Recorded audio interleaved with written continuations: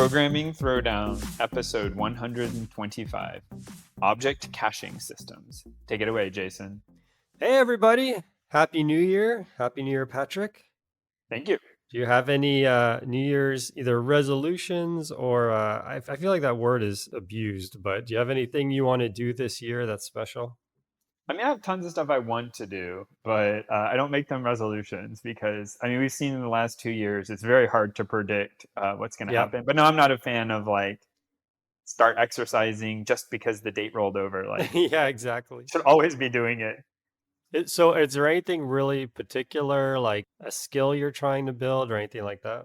Oh man, you put me on the spot. I should have made it before. I'm sure I could have thought of something. I'll put myself on the spot. I think one of the things that I want to do is I want to get back into reading. I feel like so one thing is that I'm going to probably go back into an office this month.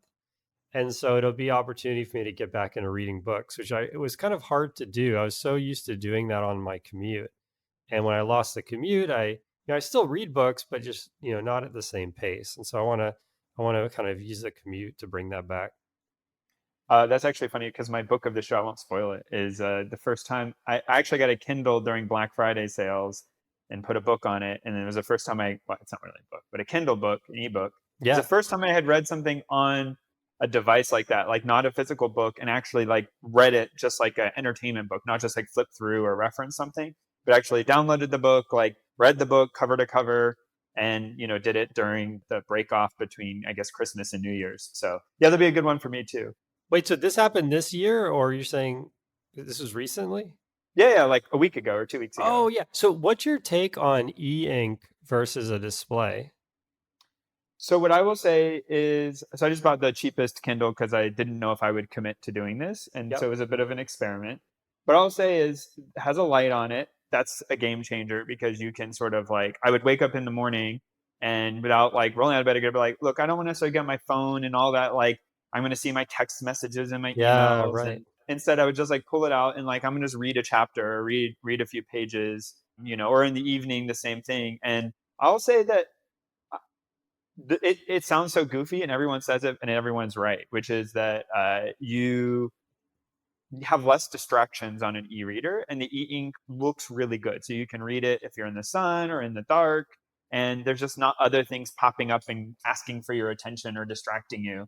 So I don't know. I'll let you know at the end of the year, but yeah, I too am striving to try to do a bit more reading. I am not returning into the office imminently, so yeah, I too need to fill that hole. Very cool. Yeah, I actually so I was, I guess, thinking about just buying an e-paper like thing I could run Linux on or something like that. Mm. But yeah, maybe I should just go the road much more traveled and buy a Kindle and not cause so much heartache. I was thinking that I would have an e-ink display that would be an e-reader, but I could also use it as kind of a desk calendar and just leave it on my Oh, desk, and it could interesting. show me my daily like schedule. And maybe Kindle can just do that. So maybe someone's written that program for Kindle. I'm specifically trying not to do that, so I will stay in the not distraction, proper Yeah, use of good the point. thing for this one. But that does sound cool.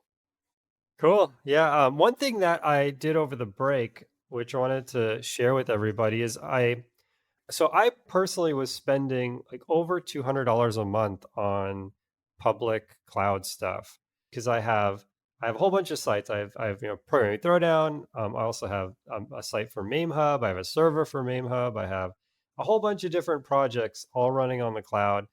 And the thing that was really costing me a lot was databases, which is actually going to be one of the things that we're going to talk about, part of what we're going to talk about today.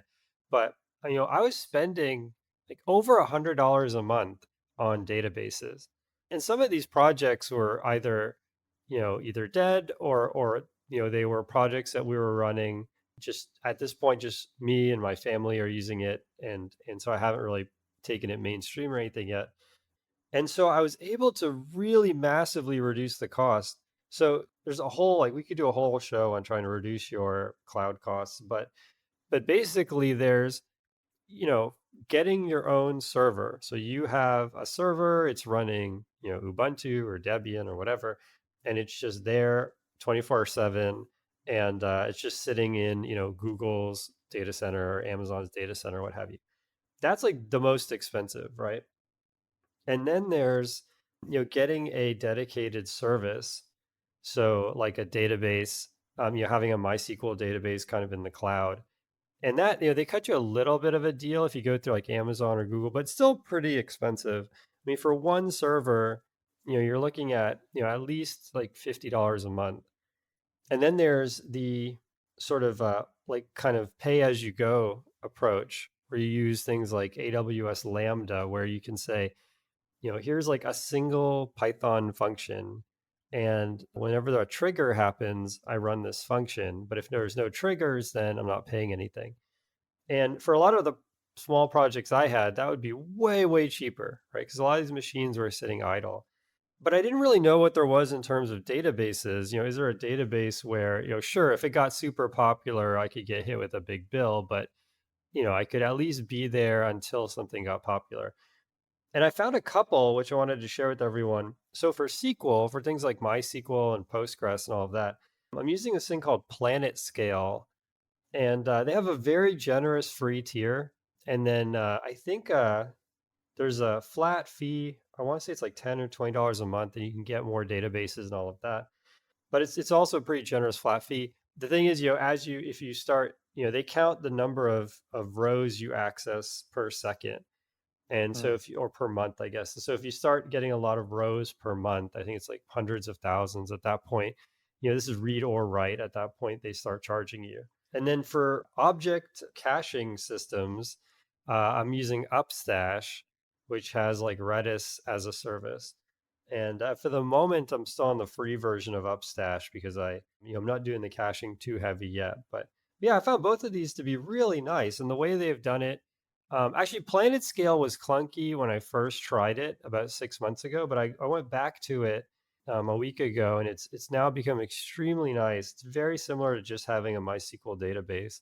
There's really nothing you have to do special. But yeah, check these out. I think these are amazing projects. That's really cool. Is it so that may or may not lead into stuff we talk about later, but Yeah. database caching. But yeah, that's pretty cool. Have you ever thought about for some of that stuff, like the rage? Well, at least my stuff I pay attention to would be like self-hosting some of that stuff, like having a computer you could just run Docker on and like letting people do that. I mean, I don't know, depending on what usage patterns you have. I've been looking at this like WireGuard VPN as well, which would there's a variety of people spinning up around that VPN, basically letting people appear as if they're in your home network, but easily for like relatives and stuff, even if you didn't want to expose it to the public web. Is that something you considered, or just a bit too far off of what you normally do? Yeah, I mean, the thing about it is it's actually kind of difficult to administer a MySQL server. You have to do a lot of setup, and then every time you update the OS, there's like a chance you break the server. So I ran MameHub off just a regular VPS, like a regular machine in the cloud running Ubuntu. And so MameHub had all of these things. It had MySQL, it had Redis, it had everything running, and it wasn't using Docker. Probably should have been, but yeah, definitely without Docker, like, it was breaking, maybe like once a year or so, I would have some big break, or like the hard drive would fill up or something like that. There's just like all these small reasons where you could get kind of burned. And then you have to kind of spin up on, oh, what did I do here? And oh, like, the files, I forgot what they are and everything. So this is nice because the worst thing that could happen is you can get hit with a high bill. I do recommend folks turn on there's a thing you can turn on where if the bill goes above a certain amount, it shuts off. I mean, definitely take the 5 seconds to like go to the cost explorer and like set some ceiling on all of these things because you just never know. I mean, it could be like a DOS attack or something, and now all of a sudden you have some big bill. But provided you do that, I mean, these things should be up forever. It's like Upstash. I set it up 6 months ago, and to be honest, I even forgot the name of the company or anything because it just been working for 6 months. That's funny. Yeah, you remind me of the story of the guy when GPT-2 came out, the like natural language deep Hmm. learning trained model, and you could give it queries, and he was doing like a sort of crude RPG over it where you could kind of just do anything you wanted, and it would respond. And he was running it, I don't remember, I think on AWS or something. and it got super, super, super popular. And I forget how obscene his server charges were initially. And same thing like you said. So I guess like that's always possible. So definitely try to make sure you set some sort of upper limit, even if it's pretty high, just so you don't end up waking up to a 7-figure server charge. Yeah, I mean, you can easily end up with $100,000 bill. I mean, it's if you Yeah, if don't do you that. have some website that goes viral or gets DOSed, you could get hit with a huge bill. So it's definitely good advice to do that. Yeah, that's pretty funny. I think GPT-2 is not light. I mean, it's a giant like Hydra, huge neural net. That's pretty wild. So what did he do? Did he negotiate his price down, or do you know? Yeah, I mean, I think those ones that get like famous, they sort of, someone behind the scenes makes it not a big deal when a college student sort of says, "Oh, I don't understand." They don't want the bad press. So I'm sure Yeah. behind the scenes it just sort of got taken care of, and someone showed him politely how to set his bill limits to something more reasonable. Yep, that makes sense. But yeah, don't let that be you because I don't know what would happen if you weren't famous, or maybe they just didn't want to change the bill. Like it would. We've heard stories like this with cell phone, right? Where I remember a person was operating a crane in Alaska, and they were roaming the whole time, and they were streaming YouTube videos for like a month. They got some enormous bill, like 70K or something, What? and yeah, that made the news too. And I think they negotiated it down to 2,000 or something, but yeah, Yeah. be careful for that. That's always an issue. Speaking of reasons why you might also end up running unintentional code, this month has been pretty bad for log4j. Yep. So this is log4Java. I've actually used this framework Yeah, before. same here. Oh, okay. It's like super popular. And basically it does a lot of really fancy stuff in Java to allow you to manage your logs, set verbosity levels, and do smart tokenization so that you can insert, data and just have better logging output, which logging is always just one of those things that's very difficult to kind of do really well. So log4j as a framework was super, super popular. And of course, run in not exposed to the public, but on services that were exposed to the public, because pushing your logs up is one of the ways to debug if something goes wrong. And so making sure that servers are logging out information they're doing and that you can triage them is super critical. And they ran across three in the last, I think, sort of month vulnerabilities. And I was telling Jason before the show when we were talking about it, it's actually a bit difficult because it got so mainstream to find actual engineering discussion of what happened. But I have a couple links in the show notes. And basically, the exploit was if you could insert a certain token into something you sent to the server and that token could get logged, log4j would try to take action to unparse that token. And so I think Minecraft, for instance, got a lot of news because someday people are going to look back and talk about Minecraft as, you know, rivaling the biggest things and crazes of the 80s and 90s. And Oh it's yeah, it's lasted definitely. for a long time now. It's crazy how long Minecraft has been going on. Jason and I, you and I played Minecraft, what, 11, 12 years ago or something? I don't even know when it first came out, like super long time ago now. Yeah. And it's still popular with kids today. Yeah, I was terrible at Minecraft. I mean, I just didn't have the patience really, because I didn't realize that you had to look on the internet to find the crafting recipes. Uh, And so I tried a few different random putting things in the boxes, and I couldn't figure out how to make the craft. I couldn't even figure out how to make the crafting table. And I was like, okay, I think we're done here. No one's ever going to play this. I remember you telling me about it on a work trip that had to have been over a decade ago. But anyway, so Minecraft's super popular. Okay, that was an aside. Back on topic. And I think people were finding out you could send chats to each other in Minecraft. And if you send a chat that has a certain string, just like the classic, SQL unescaped, unsanitized stuff and getting SQL Oh, exploits, you could say like, dollar curly brace and then some URL. And basically what would happen is log4j would go, oh, I need to resolve this. Oh, this is a URL. I need to reach out to this URL to figure out the value of this variable.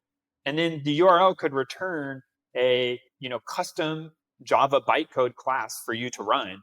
And that bytecode class could just do anything.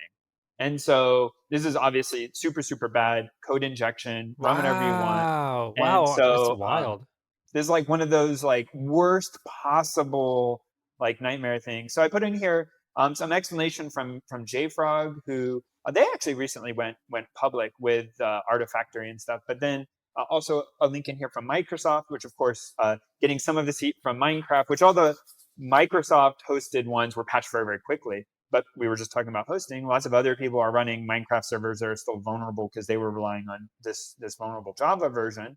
But they were also discussing there how much logging they were seeing of people scanning for this vulnerability. So just hitting random endpoints with various things and trying Oh, to see if interesting. they could get pingbacks from your server, which would mean your server was vulnerable, and then they could decide, what to do once they had a list of all of the Well, juicy how would targets. they know if you're running log4j, whatever the service is? So, I mean, I think you could just find anyone, for instance, and I didn't, it didn't go into this level of details. This is not my background, but I can imagine going to every IP address, going to port 80, and then like many of them are going to respond with some pre-canned server, something that you could recognize, and then sending back like, you know, Jason's whatever, oh, memehub dot whatever Jason uses slash, question mark equals, and then just putting like, this formatted string.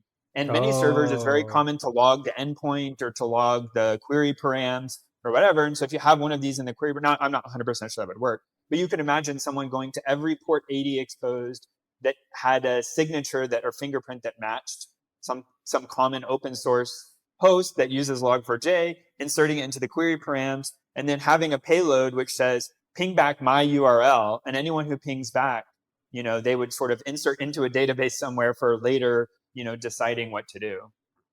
yeah, that totally makes sense. Yeah, I probably need to check MameHub for this. Now that we talk, but actually, MameHub's running all Python and Flask and stuff, so I should be Probably okay. okay then. But Until it turns out secretly Flask is running some Java tool yeah, that's that right. Flask has a module, a Python binding module. Yeah, that is wild, man. Very cool. Yeah, I always wondered that. Thanks for explaining all that. So my first article is scan of the month. And this month it's Game Boy. There's some weirdness around the URL, but the URL I posted in the chat should stand the test of time. But they actually use CT, and I don't know very much about. I mean, I know ostensibly MRI is magnetic resonance. I don't know actually what CT isn't is. it computed tomography? Oh my gosh, look at this. Man, I put you on the spot and you nailed it. I don't actually know under Oh, it the is. hood, Okay, like, right. yeah, what those really mean.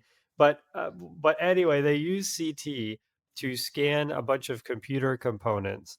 And this month they did a whole bunch of Game Boys, like the Game Boy Original, the Game Boy Color, the DS, the DSi, and they use the CT, scan to extract all different layers of PCB, and then they just go through explaining, at a hardware level, all the different, components. And it's really cool to see over time how they kind of integrated everything. Like the earlier ones, it's like, okay, here's all the buttons and here's the D-pad and there's little traces going to all over the place. And then later on it's like, okay, we just have this chip that's doing everything, and like literally all the traces are just going to this one place, or they're baked into the board or what have you. But yeah, check it out. I don't know very much about hardware, but I got a really kick out of reading this, and the graphics are beautiful. Should work on the phone and on the computer, so I read it on the phone. And yeah, give it a read. It'll be worth 5 minutes. Yeah, that those artwork in there is really cool. The way they did it.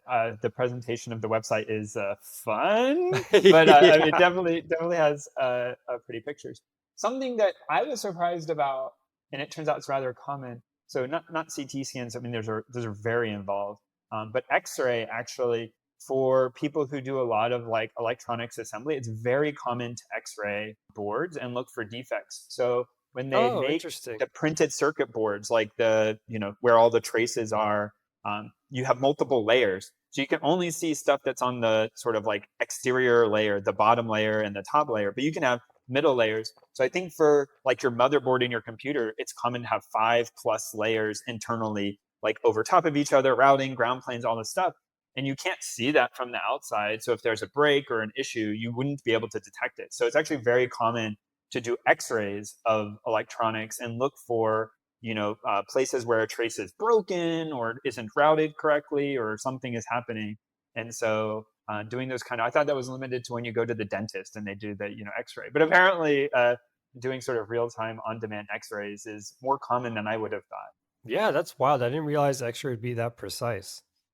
My next news topic is not really a news topic, but something that came up, and then it was alluded to by some article I wrote, so I decided to talk about it here, which is Hiram's law. Have you heard this before, Jason? No, I haven't.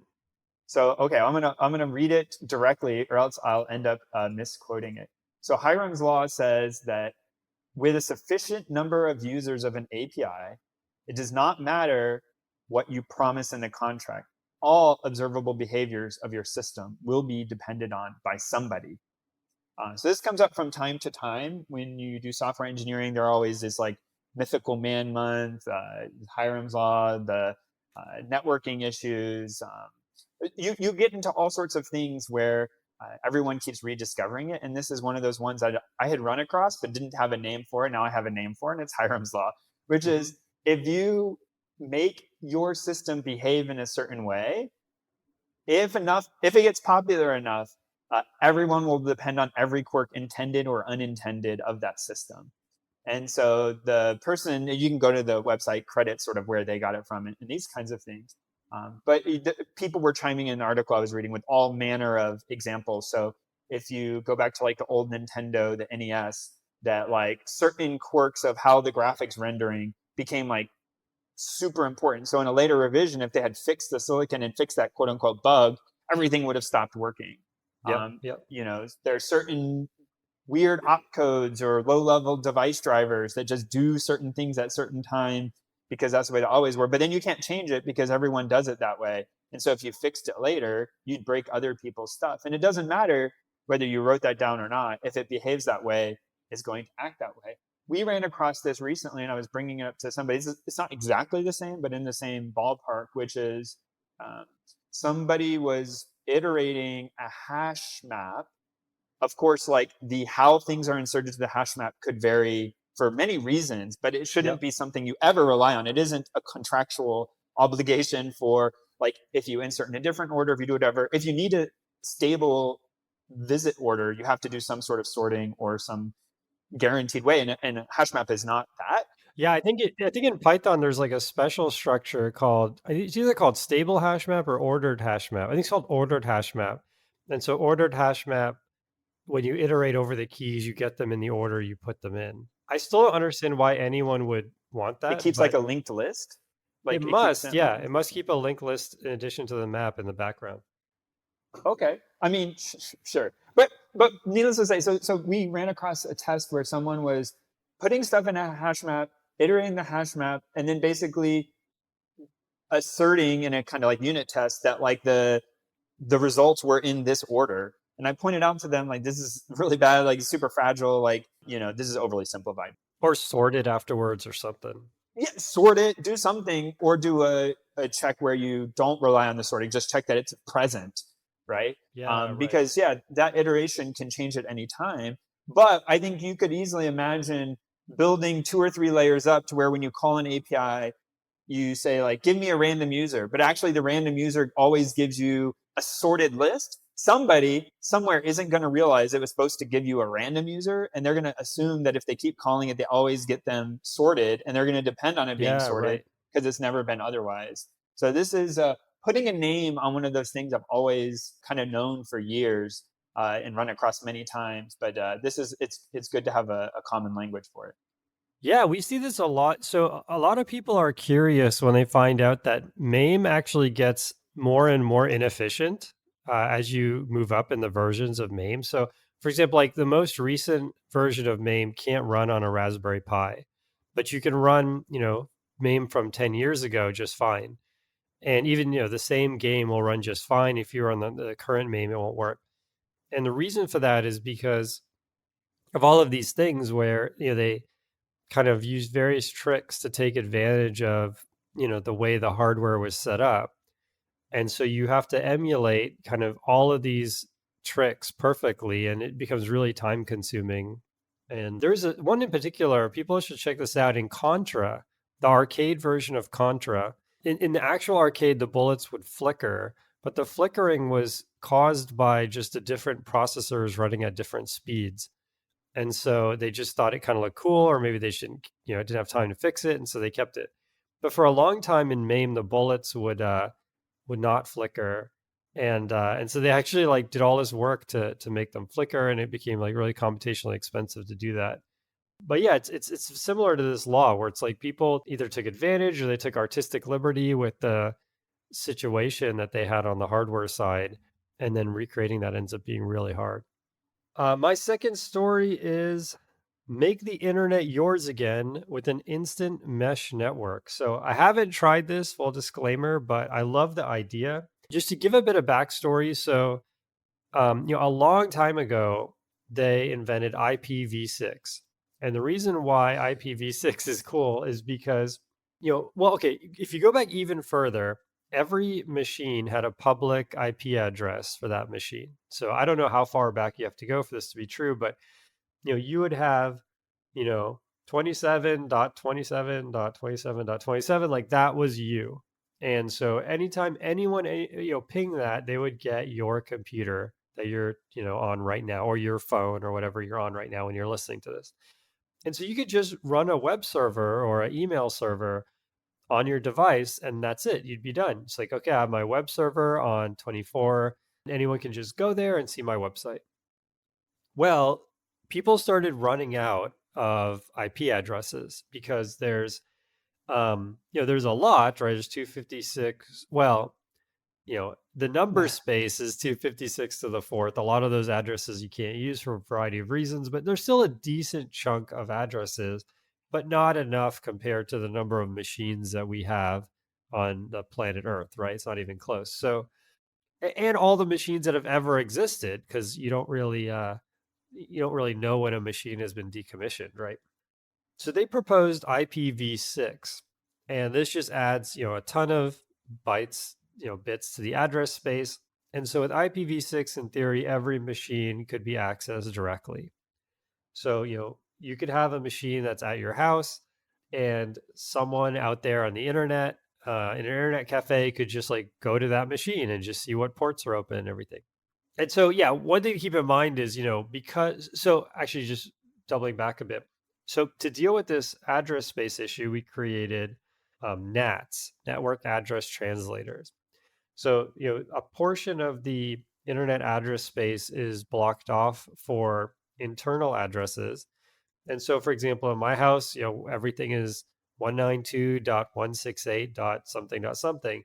And anything after 192.168 is going to be some internal place. Could be someone's house, could be, a business, right? But there's maybe hundreds of thousands of devices that have the IP address, 192.168.0. I guess has to be at least one.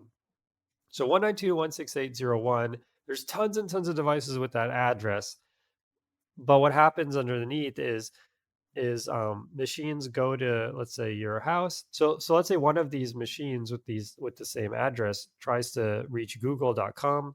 They ping Google, and all the machines on the way keep track that that machine wanted to talk to Google. So let's say you have 192.168.0.1 is your phone. Your phone talks to your router, which is running on, let's say, that address .2, and the router keeps track of that phone wanting to reach Google. And then that router then goes to your ISP. Your ISP has another router which does the same thing. And then when Google replies with, their logo and all of that, all these machines know who needed it. And there's a whole bunch of complexity around that, but that's how that translation works. The problem is there's no way to go the other way.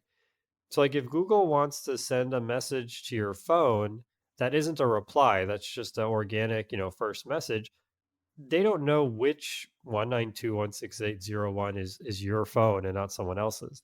And so there's just no way for them to talk to your phone. Now that's good for a security perspective, but it's bad from a, running a server or doing something, distributed hash table or anything like that in your house.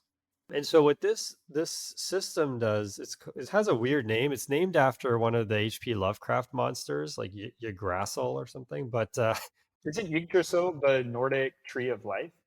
oh, Yes, okay. it is. Yeah. I think that's Norse mythology. Oh, isn't there a HP Lovecraft monster that sounds very similar? That's Cthulhu. No, no, there's one that starts, I Oh. think, with let me look it up. I think It, Yggdrasil is the Nordic tree of life. But anyways, continue. With branches and connectivity, I think it probably goes along with the. oh, it's actually there's one just called oh wait, no. Oh yeah, so they probably just stole it from that. But anyways, so Overload. yeah, yeah, they overloaded. Yeah, they needed IPv6 for their, monster names. But yeah, so check this out. I mean, as I said, it's going to basically make your any machine that runs this is going to be exposed to any other machine in the whole world that's running this. And so what that means is you probably want like a firewall or just like, if you're running a server or something, you want to be really careful about this. Some people at their house, they might run a Samba or a network file share and leave it totally unprotected because of this. They don't have to worry about this address translation, or the address translation is kind of protecting them. This will kind of strip off all of those protections. So, use this, kind of understand what you're doing. Maybe run it in a Docker container first.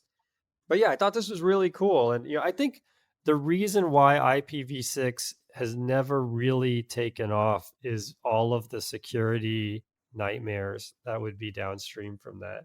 But yeah, this will allow you to, without having to do a lot of complicated port forwarding, just access all the machines in your house from anywhere, which I think is kind of cool. Is it time for book of the show? Book of the show. My book of the show is an amazing book. I've loved this about halfway through it, and I'm a really, really big fan. I love the format. I think they did an amazing job with this. It's called AI 2041. And the premise behind the book is they're outlining different things that they think could be real in 2041, where AI has just advanced like a massive clip. The book is broken up into chapters. Every odd chapter is a independent story. Because it's a set of short stories, I can't, I don't want to spoil any of them. There isn't a plot that covers the whole book. It's like, think of it, each odd number chapter as its own small book with its own beginning and end. And then every even chapter is Kai-Fu Lee, who ran the Google Research Asia, and he goes through and explains the technology in the chapter you had just finished, and he kind of like explains it as if you're a total layperson. I mean, he goes into what is a neural network and everything. So I found that like really, really cool, like dynamic. So the stories are all fiction stories, obviously, but not only that, they're dramatic. So, without spoiling too much, there's a story about these twins who their parents are killed in a car accident, when they're babies. And so they get taken to an orphanage. And it's about them growing up in this orphanage and how, AI has massively improved sort of education, and especially in like kind of orphanage situations, they have sort of these AIs that kind of care for them, like in addition to the people and everything. So yeah, I mean, it's like I could see kind of something like that happening where AI can be sort of like a teddy bear, like a buddy for somebody as they're little. And all of them are plausible. I mean, I definitely think that they really push to the limit how much progress we would have to make, but nothing is totally fantastic. Like everything I think is doable in 20 years. And at least from the chapters I've read so far. One chapter which I thought was kind of funny was there was a person who, or they're a driver for self-driving cars. So the idea is, self-driving car gets stuck in an intersection, and this person sits in their house, and they have a steering wheel and a computer, and their whole job 9 to 5 is just taking over from cars that are stuck. And so they were recanting kind of their career. And when their career started, it's like, oh, a car is stuck at a stop sign. It's just confused. And so he just takes over. He just, looks around using all of his monitors. There's no one in the intersection. He just drives on, and then he hands the control back to the AI.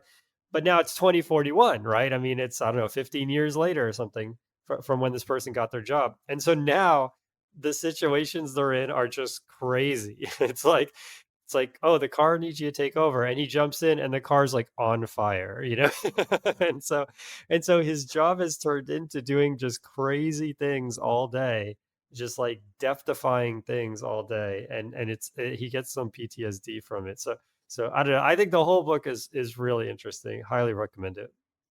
Oh, that is not good. I'm gonna add that to my list. Yeah, you can read it on your Kindle and let us know how it is. There we go. So talking about books I read on my Kindle, which I've never read any illustrated books, so I don't know how that works yet. But I read Dawn Shard by Brandon Sanderson.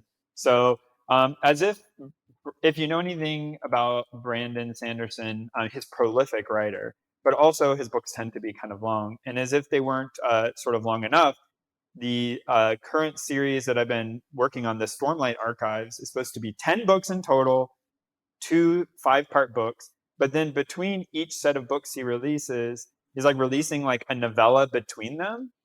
And so this is the one between the third and fourth book, The Words of Radiance and Rhythm of War. So it wasn't it's a novella, but it's still, I guess I'm looking here on the internet, it says 270 pages, 269 pages. So 269 pages is considered like the short book between the like other books on either side of Oh it. my So it's gosh. like book 3.5. But book 4 itself, I mean, the Rhythm of War, I forgot, it's like 1,200 pages. I think we were talking about it before. So anyways, I read this on my Kindle, a lower commitment than reading full Rhythm of War, which is what I've started now. But this was an easier thing, and I read it, and this book was really good. Obviously, not a recommendation for people who haven't read books 1, 1.5, 2, 2.5, 3, and now 3.5. But if you're in that series, definitely worth a read. Some people don't read the in-between novellas, but I like to, because if you don't, I feel like you miss stuff. So I enjoyed this. This is one of those important and good for me and people in the know, but everyone else is like, yeah, this is not a useful recommendation because I'm not going to jump in at the middle of this huge, long, many thousand page epic. So Well, no, we've gotten emails from people who either got into, your interests, your reading interest, have like adopted some of your reading interests, or they're already there, and the show really, connects with them. So yeah, I've gotten some recommendations from people as well for good series that I've read. Unfortunately, my reading was, as we talked about at the top of the show, has been severely diminished recently. So I'm trying to get back on the train. Got to make it through my backlog. cool, man. All right, on to tool of the show. Show. I wonder if we should pay, like, get an announcer or use Amazon Polly or something to get a real announcer voice, or if we should just keep doing that. Let us know. Send us an email. A horribly bad Fiverr. Yeah, do you want us to pay an announcer to do that? Or I wonder if Amazon Polly has an announcer voice where you could just type something into Amazon Polly and it would. I don't know what this is. I have to look Oh, this up. Amazon Polly is just a speech synthesis program. Oh Um, yeah, there it is. yeah, so my tool of the show, which is it's never gonna sound as cool for me as it does from announcer guy, is Swagger, which is now rebranded as Open API, or at least part of it. So I used Swagger a long time ago, and it's really come a long way. I was working with another team at work that had a Swagger, had their stuff running in Swagger. It was really impressive. And so basically, the way it works is, if you want to, have a web service, so something where someone gives you some input, some set of arguments, some instructions, and then you return back some kind of also output, and nothing too crazy like a media or anything like that. Just a simple, person gives you some JSON arguments and you spit back some JSON output, and then on your actual server you could be doing whatever. You want something that is pretty standard, right? Because you don't know what languages people are going to be using when they're calling your service. And so you can imagine just like, yeah, taking in a JSON or, blob and then outputting a JSON blob. But then the problem with that is it gets really generic. Like people could put anything, they might mistype one of the keys, right, of your JSON object. They might just have a typo in there. And so that becomes kind of difficult to debug. Like you have to write all sorts of logic to handle that. And then also to, make sure you produce the right documentation. So you tell people, when you call, because they probably won't be able to see your source code. or it'll be, cumbersome for them to have to go through your source code. So you want to be able to tell them, like, look, I expect this, JSON object, and I expect this key called foobar, and the F needs to be capitalized, and etc. And so Swagger is a way for you to sort of write up that contract, and then it'll automatically generate, a website where people can go and, read more about how your API works. And then this is where, I don't want to spend too much time on this, but basically, they created this standard called OpenAI. There's a whole bunch of tooling. There's tools that Swagger, the company, has that lets you test your API, from the outside and everything. So definitely check this out. If you're building a service that you want to consume from some other language, or you're building something for other people, definitely check these things out. They're super powerful. I've used some stuff that had this. I've not written a ton of the sort of what would you call that, the metadata you need to generate them. Although I have a little, Yeah, I but guess I've used some spec that. or something. Okay, but I have used some that had it. And I do really like this thing you're saying, where you can sort of go to it and have it guide you through what you're expected to send and get back, and super powerful.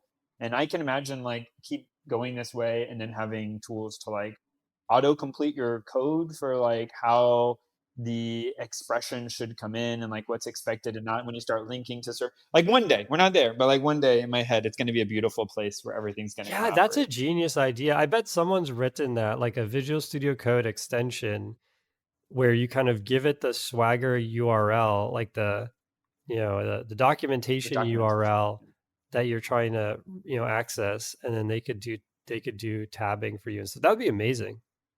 If you're out there and you're looking for something to build and this doesn't exist yet, that would be phenomenal. And it probably wouldn't be that hard to build. Ooh, famous last words. We can't guarantee that last part. My tool to show, I thought I mentioned it before. I couldn't find it. If I did, oh well, it's worth I haven't mentioning heard of again. it. Oh, really? Okay. This is ripgrep. Now, you're probably sitting there like Jason saying, I use only the most powerful, awesome Unix tools, and I don't need anything that isn't POSIX compliant and shipped with my BSD install. I'm not such a user. So I have found this tool enormously helpful for searching around my code. RipGrep promises to do a lot of things, many of them interesting, including being faster. But the thing I love RipGrep for is that I can search the directories I have recursively by default, and also honoring my get ignores and ignoring binary by default. Now, I'm 100% sure you can do the same thing with grep. I don't know how fast or slow it would be, but that incantation is beyond me. So I can do rip grep, which I have as just RG, and then pass it a -I flag if I wanted to ignore use the capitalization of my query, type in the word I want to search for, and get back in my Git repositories all the places I've used that keyword. And so, Wow, this is so cool.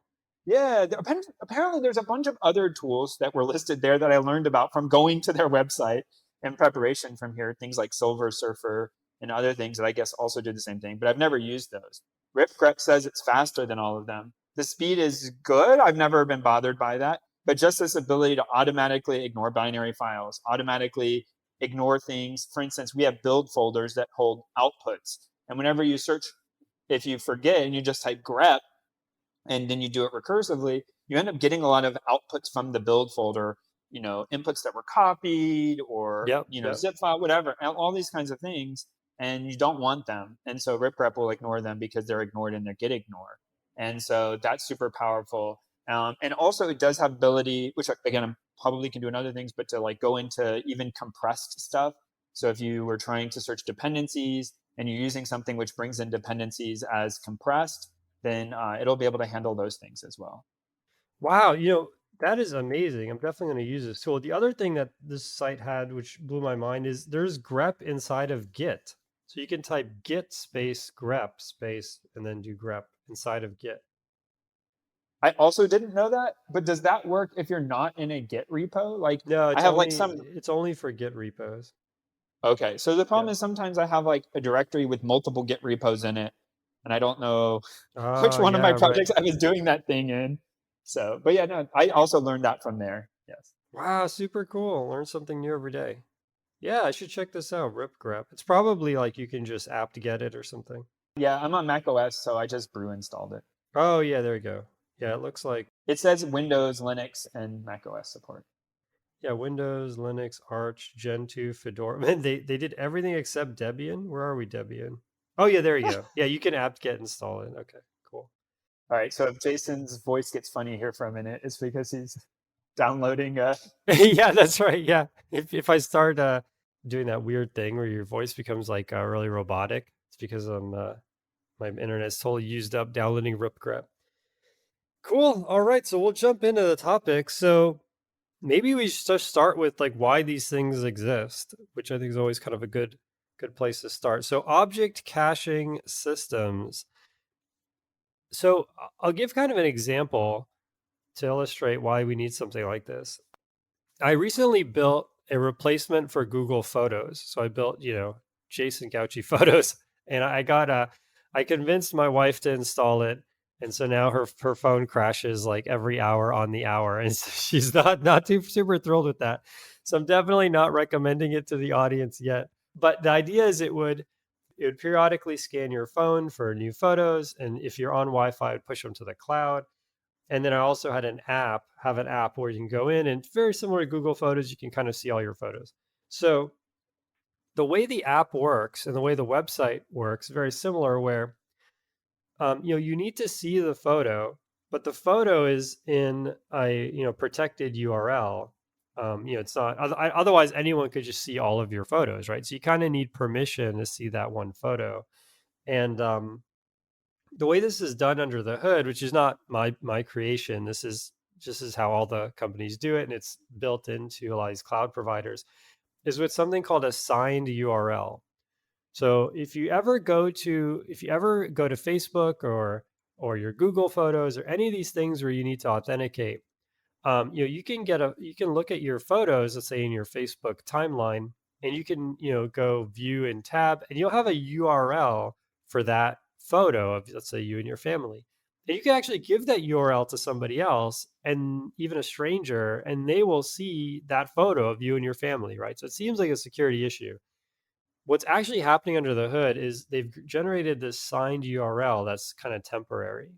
And so that URL works for, maybe 5 hours or 1 hour or what have you. So effectively, like, it works for your session.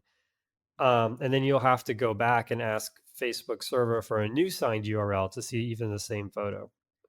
Now, the challenge is, signing the URL and doing all of that is really expensive, right? Like, and so if you pull up, let's say your Google Photos, they might show you 20 photos or even 50 photos right off the bat on your screen.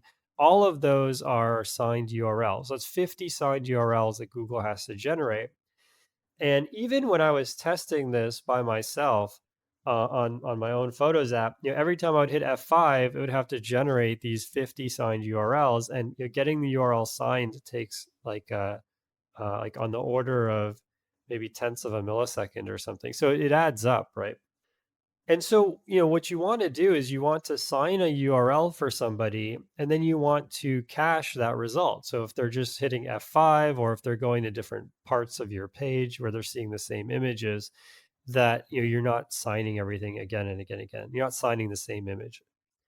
And so that's a perfect use case for an object caching system. So what I ended up doing was when you ask my Photos app for an image, make sure you're authenticated and all of that, and then it checks this object cache and says, has this person asked me, for this image before? And if they have, I just return that signed URL.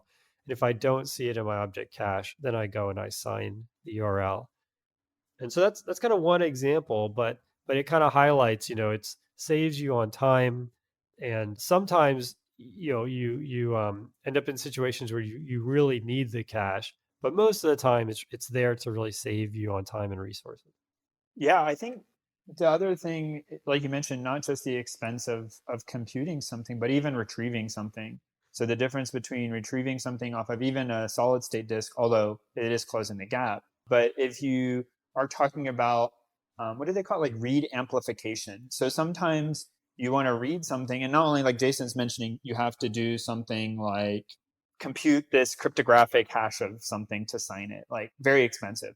But sometimes you need to pull in 5 or 6 or 7 or 8 different other resources. So one read amplifies out. Now, all of those reads may happen if you're at enough scale in a data center, which are connected by networking switches that cost more than your house. And so they operate, all this Yeah. fiber stuff, like super fancy, low latency. Again, but ultimately that data has to live somewhere. And your choices are to live in RAM or to live on disk or tape, I guess, in some case, like super bad, like long tail Yeah, I cases, think the Glacier and that stuff still uses some kind of tape. like a robot in tape or something. I don't know. Like that's like one of those horror stories. The guy who gets a ping up on it. And okay, sorry. Oh no, can get sidetracked. So if you talk about like cache next to the CPU, RAM speed, and then, hard drive, you're sort of like talking orders of magnitude each one. So when you talk about having something in RAM versus networking speed, you're probably comparable. But when you start talking about hard disk speed versus inter-cluster communication, not Right. Yep. intra-cluster communication, then it matters a lot, right? So if you need to do these 8 reads or reading them all out of RAM, out of computers, that can go super fast. Versus if you have to go out to the hard disk to get them, where you get an order of magnitude more storage, maybe, or even maybe a lot more, but also order of magnitude slower. You can't keep doing that. And some of those are going to be fetched more often than others. Or if you know, hey, I'm doing this for user, the chance that you get something else from that same user is increased by this first read, then you may want to bring some of that object into a RAM resident storage instead of a disk resident storage. Yeah, that makes sense. Another thing too is and we talked about this at the very beginning of the show is your database might be really expensive. And so you might want to, if someone's just hitting F5, F5, F5 reloading the page all the time, you don't want that to actually, cause your database costs to go up or cause you to have to buy another database machine and add it to your replica. And so it's often way cheaper to spin up an object caching node, an extra node to your object caching system, than it is to add a node to your database. Cool. So, what are the disadvantages? I mean, we talked a bit about, you can kind of already guess that if you're moving stuff into RAM off of disk or moving it closer, you obviously have less capacity. So Yep. if you talk about, having a database of, like, to continue Jason's example, if you have a database of every picture off of every user's phone ever, that's not going to fit in as one computer. That's going to fit in many computers.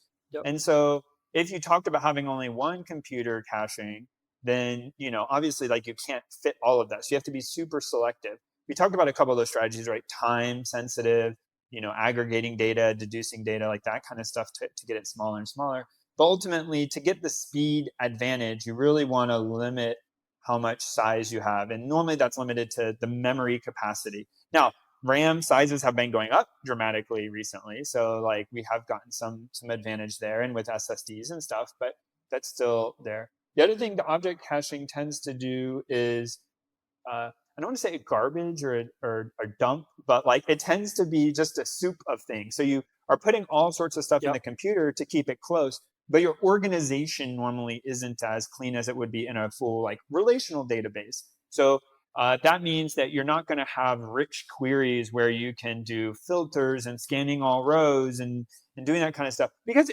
it's a disadvantage, but it makes sense. It's the right tool for the right job. You're already pulling in the results of those complex queries, not doing those queries themselves, or else you just end up back in the same boat you were to start with.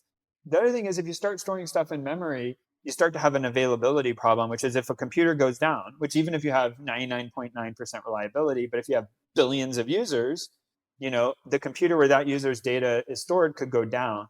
And for persistent transactional databases, for things like Jason was mentioning before, like MySQL or Postgres, or things that you might hear about with this, there's very intense thought put into how to make sure that no matter exactly what microsecond you glitch or lose power, that the database state is sort of consistent and maintained. They don't really do the same thing because that stuff has overhead, it has cost, and no matter how good you do at it, you're sort of risking some amount of loss. And so most of the time, these object cache systems trade off the simplicity for saying, yeah, it might go down. if you ask for that key and the key's not present, you just got to handle it. The client has to know, what to do, or if it goes missing. And so you have a lot. Now, some things like we're going to talk about, like Redis and others, do have options for writing out, but they're normally much simpler compared to full relational database management systems, RDBMS. Okay, I almost glitched it when I said Yeah, it. isn't that weird? It's hard to like figure out one from the other. Yeah, I mean, I think that yeah, you hit it on the head. The persistence in Redis is really for when a machine dies. You want to be able to bring up a replacement machine and move as many of those cache entries as possible so that people don't experience like a hiccup. The purpose of it isn't really for having data that lives forever.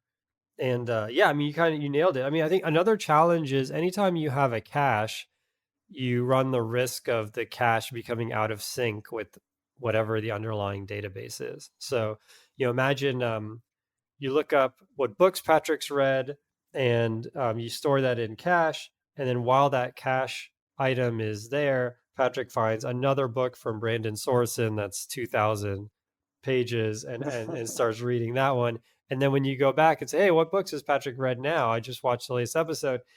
You get the old list because it's in cache, right? And so now you have this problem where you either have to delete entries from the cache. So the code that adds books to Patrick's queue would also have to delete any cache entries involving Patrick, or you just have inconsistency and you just kind of live with that and you kind of make your whatever's using this system be able to handle that. And so you can actually see this in the real world. Like I don't know if you've seen this where you end up with weird situations where like sometimes you buy an item, but the item is not gone from your cart in Amazon. This doesn't happen so much anymore, but I saw this happen a couple of times years and years ago. And that's just because, the different machines at Amazon just have different states. They're not in sync all the time. Yeah, and so that's one of the it's sort of an extra complexity you have to think about. I went somewhere, talking about that. I did go to some website the other day, and it was like, we've noticed you have two different carts. Would you like us to merge them? And I was like, oh, huh, interesting. Okay. And I think it was exactly what you said, which is that like somehow I was on one machine, and then I was in another machine, and it somehow like reconciled later that like, oh, you've added the same thing in two different places. I need to resolve this. Yeah, there's a whole thing we should talk about at some point called I think it's called CRDTs, conflict resolution, I think database table. I don't remember what the T is, but Oh, interesting. it's a way to it's a way to have different machines that are writing to the same source, and the conflicts are resolved. I want to say automatically. I mean, a better way of saying it is the conflicts are resolved through a policy, and that policy sometimes does what you want, sometimes it doesn't, but at least it's like automatic. And so, for example, if you use Google Docs and you have a shared doc and you and someone else are typing at the same time, under the hood, it's actually a CRDT. But yeah, if you're writing something in Redis or memcached, then you have to handle all the conflicts manually. And maybe you have a CRDT on top of it that does it for you, but someone has to decide what to do when those things are out of sync. I would say there's another topic for us as well, talking about eventual consistency and transactional and guaranteed and the trade-offs that makes. I think that's been a big space of exploration recently. Yeah, totally. Yeah, maybe we should do so we actually when we were looking up this show, we found we did a database show, but it was episode 34, which is probably like a decade ago. So what we're doing is we're going to probably dive really deep into databases, and yeah, we should definitely add that to the list. Like ACID compliance and all the consistency, guarantees and the trade-offs there. So under the hood, almost all of these object caching systems are key value stores, right? And so you could use Berkeley DB or Amazon's Dynamo or any key value store, Level DB, any key value store could double as an object caching system.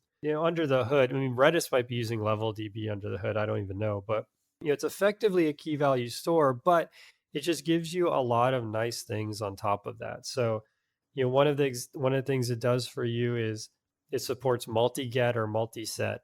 So, in the example I gave, a person goes to Jason Gauchi Photos, which it doesn't have a name yet, they go to this photos thing and they see 20 photos at once, and so that means if it's their first time, I need to set 20 signed URLs in one shot, and if it's not their first time, I want to kind of get 20 or get as many as there are, and so in most of these cases, you're not just looking at one cache entry, at a time. And so they have really nice APIs and also under the hood, really nice ways of getting multiple things in parallel, and they make that super fast. Another thing that the object caching does is it lets you set expiry times. So as we talked about, we have this cache sync issue, and so one nice way of dealing with that, or sort of one sort of hands-free way of dealing with that, is just to set an expiry time on the cache. Say, look, this cache is relevant for maybe an hour, and after the hour, you assume the person logged off Facebook, to use the Facebook example, and doesn't need that picture anymore, or after an hour, you say, well, there's a good chance something's out of sync, and so I'll just throw it out. And if I'm regenerating this every hour, it's so much better than regenerating every request, right? Maybe you even set it to a minute, and that's still a huge improvement over not having a cache. So it's good support for, and they will handle when that minute is up, destroying that item for you. The last bit on how this works is, we can't talk about this without understanding hashing. Now, we did a whole show on hashing, so we won't rehash it here, but you have to, as Patrick said, maybe you're making this complicated query to a database to get, all the books that this group of people have read.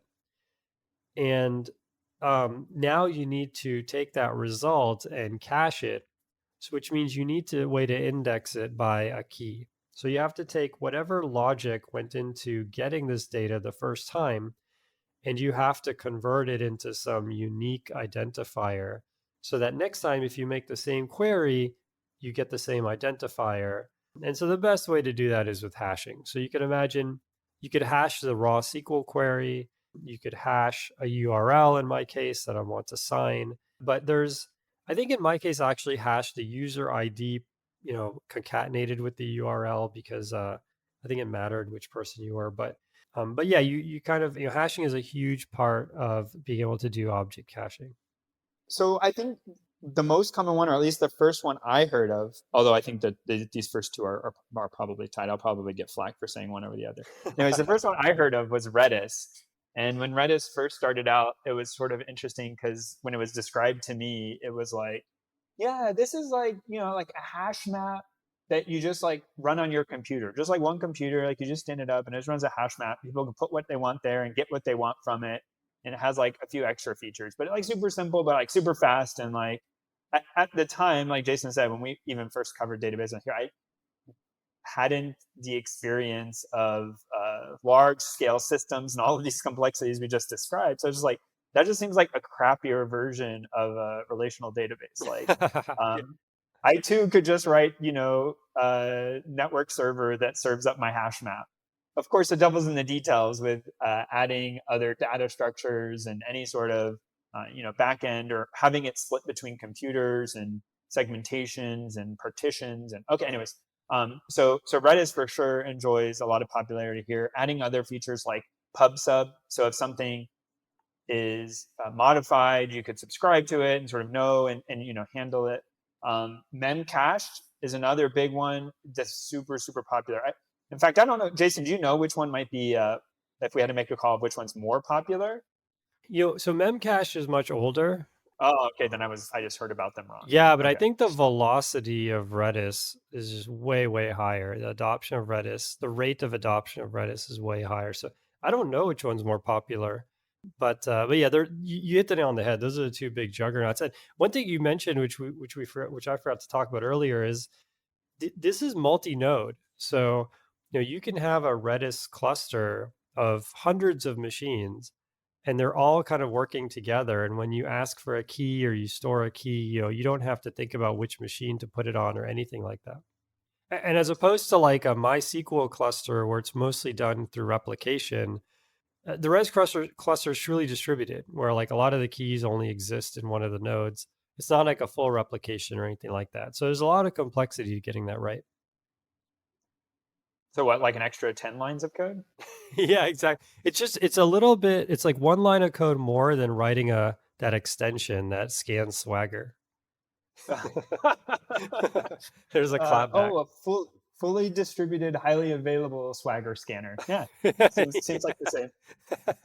Other, key value store systems, can work here. So, Amazon has Dynamo, Google, I'm sure, has something. Google Cloud has some kind of key value store. Is it called like No, there's BigQuery, which is a SQL thing.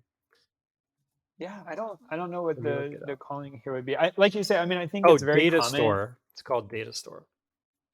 There's a whole like also line of things. So what we've been talking about is sort of like per user, but there's also huge amounts of work for like content delivery networks. Is that the right acronym? Yep. CDNs Yep. and caching. And that's a whole, we've not really talked about any of it, but if you sort of take a lot of the problems we've just described, but talk about like how do you push large volumes like YouTube? If you want to watch a YouTube video all over the world, you don't want that being served from like a single computer's Redis database. I mean, that's not what happens, obviously, but like Hmm.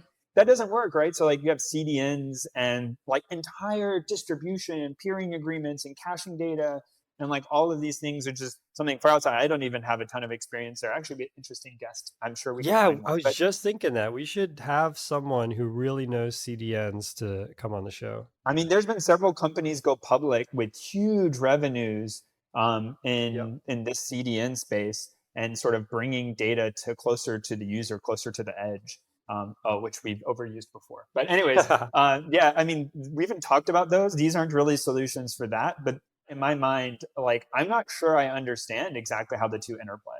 Yeah, I mean the thing about CDN, I mean we talked to that gentleman about doing edge computing, Jackson. We Hmm. talked to Jackson about edge computing, and we talked a little bit about this, but yeah, I mean CDNs have to deal with this challenge of, I have this image, but it's on, data centers and edge servers all over the world. Where should I actually get it from for you, right? And so that, I mean, we should dedicate a whole show to that. It'd be super fascinating. Oh, another one to mention is along the similar lines is when you're on mobile, you often want to cache things on your phone so that you don't have to go to the internet, especially if you're not on Wi-Fi. And so, that is kind of a whole different level, whole different caching layer, because there might be times where like you literally can't get the underlying key. So, for example, someone has configured their app to not use any Wi-Fi or not run on, or sorry, to only run on Wi-Fi, not fetch anything on metered data. Like imagine a podcast app, and so they only want the podcast that they've downloaded. So if you don't want to write all of that from scratch, saying, "Oh, have you downloaded it? If so, play it, etc." There's a whole bunch of tooling around that as well, like object caching systems for your phone. The one I'm most familiar with is the Firestore, which is from Firebase, and so I believe that works on Android and iOS. But there's a whole bunch of these systems for dealing with metered connections and for caching things like that. I want to go back. I have not for fear, but I want to go back to some of our early episodes and listen. And we were talking about this, if you haven't heard it yet, in the holiday episode, a Christmas episode, but like growth as engineers and like decisions we made a long time ago and how they've impacted us. But just thinking through like how I used to view coming out of college databases and then like the richness with like which you and I are talking about. Not, and I'm by no means an expert. I actually do more embedded work, so databases are far from my day-to-day experience. But just like how much more like that grow. It's just like one of those things. Like looking back, you think you know a lot about something, and it turns out you basically know nothing. Yeah, I mean that's fascinating. I mean, the way you described Redis when you first heard about it is exactly what I thought too. And so, when episode 34 went out, our description of Redis probably does not do it justice at all. It'd be fascinating to listen to that. I bet we would be face palming the whole time. Maybe we should do that as like a charity thing. If people donate enough to charity, we'll suffer through listening to whole episode. But We'll do um, a Twitch stream of like live listening to ourselves, yeah. and oh god. but uh um But yeah, I think, it's so easy to take for granted things like you have all these keys, each one expires at a different time. You have to handle that. You have 10 different nodes, each one has a tenth of the data. Yeah, and so it's just it was yeah, we both had like really superficial knowledge of this stuff. I never took actually they offered database classes at university, but I never took them. I was always taking like all the algebra, linear algebra stuff. So yeah, I mean, and now in hindsight, at least if you want to build something on web, it's so important to know how all these things work in a like more deep level. Yeah, I was listening to, talking about like hidden complexity. I was listening to podcast. I don't even remember which one it was, and it was talking about someone who did not even like true high frequency trading, but just like not low frequency trading on stock markets, and was talking about, like, yeah, if you want to just describe it simplistically, like you get the not the price quotes, but the order book, like who has outstanding orders and what is the order flow, and then you just like reconcile it over time and you watch it. And he's like, except like you get misquotes constantly and you have to decide like what's true and what's not true. So like it's this weird thing that, for me, I like go to the internet and like say, what is the price of Tesla today? And you get some number, right? But in reality, that number under the hood, there's all these outstanding bids for selling and buying, and they update like many, many, many times a second. And then there's also like all this data error where, like you occasionally get misquotes or things get broken or not quite right, and you got to like also filter all of that out. So like maybe the naive thing you could build in a few hundred lines of code in a few days or whatever, depending on your skill and familiarity. But then there's just this huge long tail of like complexity that you have to work your way down just to like improve it. Yeah, I mean, dude, oh my gosh, I mean, we could spend hours talking about that, but that blows my mind. Like when you say I want to buy something, like a share of Tesla, I guess what happens, I'm going to sound dumb here, but I guess what happens is if you say I want to buy a share of Tesla, like Charles Schwab or whatever system you're using pre-populates a price. And my guess is that price is just set high enough that there's like a pretty good guarantee that you're going to buy. I mean, I know you can be fancy and say like, I want this price, and if I don't get it, then I'm not interested or whatever. A limit order, I think it's called or whatever. Yes. But the interesting thing to me is what number they put there for you. It's like how did they pick that number? They're just showing you the last transaction price. So the last price a successful transaction was done at. Oh, so well, but there has to be some amount of signal processing there, right? Because there could be some anomalous transaction, and that would throw No, no, no, everybody no. off, right? Well, but that's oh, okay. Well, we can't. This will Yeah, spiral. we're Okay, gonna this is take not the right forever. place. We'll be buried here. So I'm not the right person. We should find a guest. I'm sure some if one of you out there is in the financial industry and wants to talk a bit about I don't think we've ever really covered that in depth here. But that's its own thing. I mean, tons of Yeah. software engineers work this field every day. Get in contact with us, and we'll look for someone on our side as well. But I don't want to get into because I also don't know. That's not my expertise, but I think maybe a bit more than you. But it'll be a whole rat hole, and this will go on for another hour. So Yeah, if you let's just put the call out there. If you are a engineer or product manager or anybody at a company that does some cool software, solve some really interesting problems, reach out to us. I mean, we had the gentleman Abhay from Anduril who reached out to us, and it was an amazing show. It's one of my favorite episodes. So, if you do something cool out there, reach out to us, and feel comfortable talking to a lot of people. Definitely reach. I mean, I just want to put it out there. I mean, I wish I could sugarcoat it, but you are talking to a lot of people. It does make some folks nervous, but no, I think there's a lot of people out there who really would love to listen and hear from your experience. And so if you do stuff in financial, that would be fascinating. If you other stuff, definitely reach out. Programmingthrowdown@gmail.com. wow, that was a great segue into finishing off the episode. Well, thanks everyone for listening. Yeah, and whether you want to be on the show or you just enjoy listening, thank you so much for being on. For hearing us out, and have a great 2022. See y'all next time.